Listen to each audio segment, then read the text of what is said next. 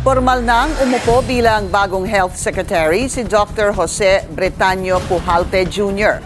Agad ding gumulong ang isang malawakang revamp sa ahensya. Narito ang agenda report ni Pierre Pastor.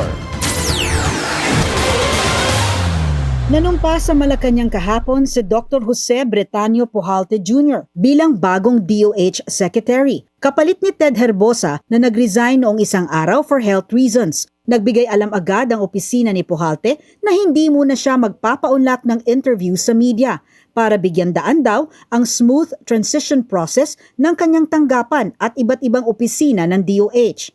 Ayon sa isang insider report, kahit na nagte-therapy si Herbosa, ay naglaan daw siya ng oras para makipag-coordinate sa bagong team na papasok sa ahensya. Kasabay nito, naglabas na rin ang DOH ng listahan ng interim assignments and designations of new officials para magtuloy-tuloy ang serbisyo.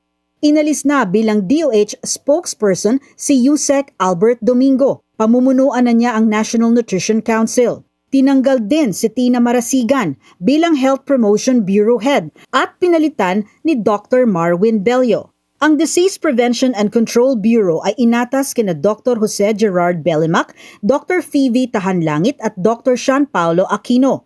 Ang Epidemiology Bureau naman ay assigned kina Dr. Herna Manatad at Dr. Vito Roque. Habang ang RITM ay inatas kina Dr. Edison Alberto at Attorney Annalisa Homrado Duran. Ang Office of the Secretary ay patuloy na magiging administratively direct overseer ng PhilHealth, FDA at GOCC hospitals na Heart Center, Lung Center, PCMC at NKTI.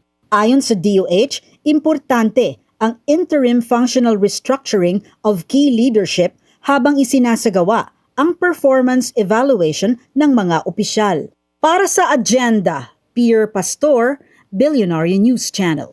Mag-follow sa aming mga social media accounts at mag-subscribe sa aming YouTube channel para sa pinakahuli at eksklusibong mga balita.